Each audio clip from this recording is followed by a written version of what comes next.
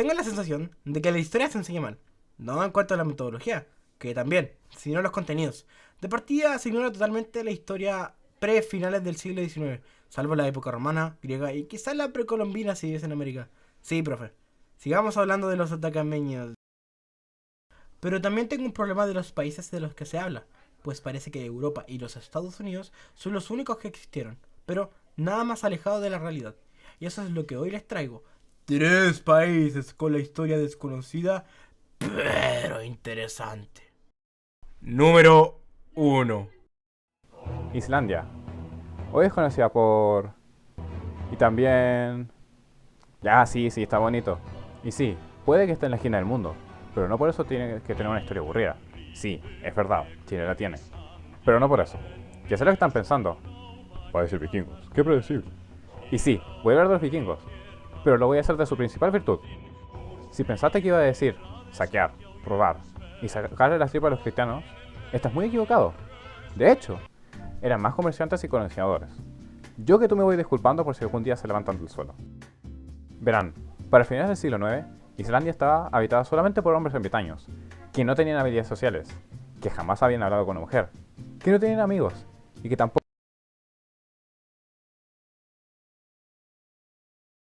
No eran LOL players, sino monjes católicos.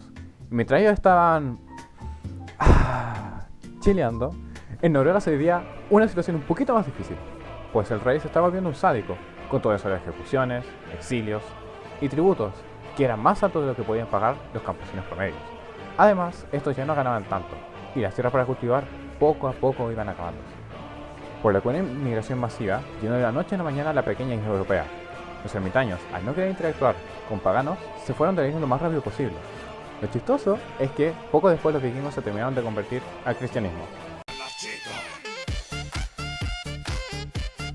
Al tener un nuevo territorio, solamente para ellos, y luego de huir de la opresión del rey, decidieron crear una nueva sociedad, en la que el poderoso no pudieron oprimir al débil. Comenzaron con la agricultura, la pesca, se organizaron como súbditos de nobles, llamados Goar. Nunca supe cómo se escriba. Quienes a su vez se reunían para gobernar la isla. Pero esto no es anarquía. ¿Dónde están las Molotov? Los ¡acabemos con el Estado! Las tocatas narcopunk. Tranquila persona imaginaria que fue creada para este video, la trampa acá está en los detalles. Primero, los Goar no eran exactamente nobles, sino personas destacadas, elegidas por el voto popular para representar a sus votantes. Además, el título de Goar no daba prácticamente ningún poder, no era heredable e incluso se podía vender. Sobre eso de ¿se reunían para gobernar de la isla? Sí, pero no. Verán, ellos sí se juntaban y lo hacían específicamente en el Althing, el parlamento más antiguo del mundo. Aquí, aparte de nobles, pueden ir todos los individuos, desde granjeros a comerciantes, en el evento más masivo de la isla, donde se tocaban canciones, se relataban historias, se vendía comida y se trabajaba, pero poco. En ese sentido, se parece un poco a los consejos estudiantiles universitarios. La duración del evento era solo de 2 semanas y se reunía una vez al año. En él, los Goar ejercían como jueces, que discutían sobre las disputas que se dieron a lo largo del año. También se discutían las leyes, y estas a su vez eran comunicadas de forma oral a todos los que estaban en el Althing, sin excepción. ¡Wow! ¡Qué bonito! Un sistema democrático, sin rey en la época medieval. Pero, ¿y por qué es anarquía entonces? Bueno, se dice que es anárquico porque el parlamento no era un sistema gubernamental ni nada parecido. Claro, las leyes se discutían, pero no había una policía que estuviese vigilando su cumplimiento. Es parecido a los derechos humanos. ¿Existen? Sí. Pero no hay nada como usar un lanzallamas cuando juegas a las escondidas. Te dije que la pieza de mi mamá estaba prohibida, Juanito. Tampoco había bomberos, burócratas ni una corte, no se pagaban impuestos y les recuerdo, el Althing solo se reunía por 2 semanas. Después de eso, cada uno hacía lo que quería hasta el próximo año. El sistema judicial tampoco era tan obligatorio. Los jueces solamente podían dictar si una persona era inocente o culpable. Los castigos se limitaban a decir, ok, matar a las cabras de tu vecino estuvo mal, págale las cabras más una por las molestias. Y en casos extremos como asesinatos a las personas, al agresor se le quitaban los derechos, haciendo que todos pudieran matarlo o robarle las cosas sin consecuencias, si es que éste no abandonaba la isla. Pero insisto, como no había policía, lo de las multas era equivalente a cuando las profesoras de preescolar le dicen a los niños pidiéndose perdón, porque no podían obligarlos, solamente le permitían tomar venganza, y como no todos eran fuertes ni tenían dinero para pagar a los matones, ¿No era raro que el derecho de venganza lo vendieran a los que sí tenían los medios? Sí, es algo muy raro, pero tenía sentido para ellos. Algunos personajes icónicos de esta era son Eric el Rojo y Snorri Sturluson. Eric el Rojo es recordado por sus expediciones hasta Groenlandia y posteriormente descubrimiento y colonización de América. Sí, escucharon bien. América no fue descubierta para los europeos por Colón, sino por un sexy colorín. Realmente no sé si sea sexy, pero me casa con el guión, así que, edición, póngale pectorales. Snorri Sturluson es destacable por otra cosa totalmente diferente, pues no era un valiente explorador, sino un nerd escritor, pero no cualquier nerd. Snorri, de hecho, era como Joss Whedon o Dave Filoni de la época, pues en sus textos recopiló por primera vez toda la información y los relatos sobre los dioses nórdicos, en algo así como la primera Biblia de esa religión. Básicamente es el creador de Thor, Loki, Odín, etc. Y si eso no es épico, no sé lo que lo es. Al final, la sociedad irlandesa terminaría cayendo por su propio peso. Primero, porque deforestaron toda la isla. Y segundo, porque al no tener estado, no había nada que parase a los más poderosos, que con el paso del tiempo acumularon tanto poder que se pelearon entre sí en guerras tan sangrientas que hicieron que los habitantes de la isla le rogasen al rey noruego ser sus súbditos. Número 2. Actualmente, Oman es un país casi irrelevante a nivel internacional. Y digo casi porque tiene un poquito de petróleo. Sin embargo, su historia sin duda es fascinante. Al estar ubicada en la península arábiga, esta nación está más o menos protegida por el desierto. El problema en realidad era el mar, pues al no contar con una flota potente, los de la península pasaron de ser gobernados por potencias extranjeras, a potencias extranjeras, a portugueses, a potencias extranjeras, a portugueses de nuevo y otras veces a potencias extranjeras. Este eterno ciclo de sufrimiento, llamado Homo Primen o tengo que hablar brasileño, siguió hasta que la dinastía Yarubi logró la independencia de Omán. Los omaníes no tuvieron otra opción más que buscar sus oportunidades en el mar. Aquí se desempeñaron más que bien, controlando el comercio entre Arabia y la India y así siendo algo como el Amazon de la época. Esto los hizo asquerosamente ricos y le dio las experiencias necesarias para primero expulsar a los portugueses de su zona comercial y luego pasar a la ofensiva y conquistar las colonias lusitanas. En el mar eran unas bestias, pero en casa también les iba bien la vida. Bajo el gobierno del sultán Saif bin se vivió en una época de esplendor, pues se alentó el asentamiento de nomos en la costa, lo que mejoró en gran parte la calidad de sus vidas. Además, se creó un nuevo sistema de riego que significó un boom agrícola y poblacional. Se construyeron escuelas, mezquitas, castillos, terrazas agrícolas y se mejoró la infraestructura. Aparte, se instó a los árabes que no encontraban trabajo a que se relocalizaran en las colonias africanas, en lo que es posiblemente de las únicas colonias árabes al estilo europeo que se han visto en la historia. Pero no todo era bonito, pues al quedarse con las colonias portuguesas, los omaníes comenzaron su propio imperio esclavista, con juegos de azar y mujerzuelas. Zanzíbar fue ocupada como centro de comercio. Aquí se vendían esclavos traídos del interior del continente. Las rutas al principio no fueron muy extensas, pero con el tiempo se fueron extendiendo hasta el punto de que los esclavos venían del interior de la República Democrática del Congo.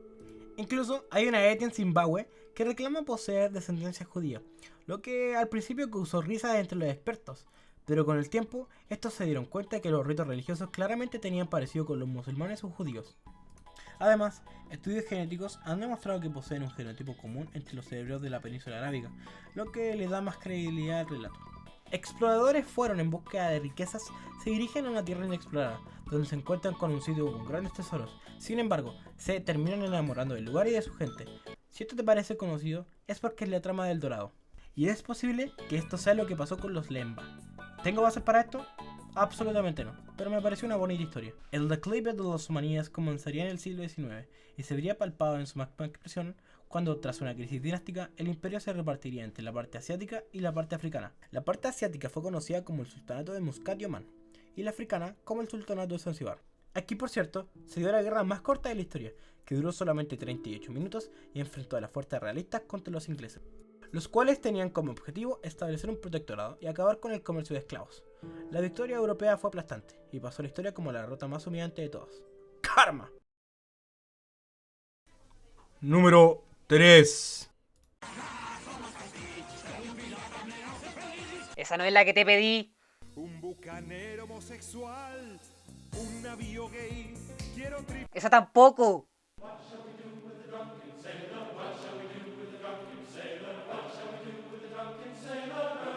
Esa. Todavía no la pongas. Dios, como tan tonto. Perdón, gente. Bueno, las Bahamas son actualmente unas islas simpáticas, pequeñas, poco pobladas, con paisajes paradisíacos y probablemente nunca verás ese país en las noticias por cosas malas, exceptuando... Pero bueno, no siempre fue así. De hecho, hace menos de 300 años este lugar fue conocido como la República Pirata. Todo comenzó cuando un italiano consiguió una sugar mami de 40 años que financió su obviamente tonta idea de negocio. Sí, estoy hablando de la conquista de América. De la conquista. Los de la península sacaron un montón de beneficios, tanto de hecho que pasaron de ser una potencia regional a lo más grande de todo el mundo. Del otro lado, tenemos a Inglaterra.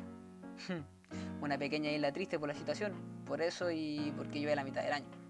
Pero bueno, mejor hablemos de lo primero, los ingleses. A ver, como que los españoles consiguieron oro a cantidades industriales por medio de la explotación de los nativos.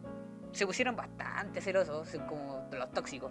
Pero bueno, por lo que crearon sus propios métodos para alcanzar la riqueza, basado en la educación, la creación de infraestructuras, a la no discriminación y el trabajo duro. Mentira, gente, hacen los ingleses.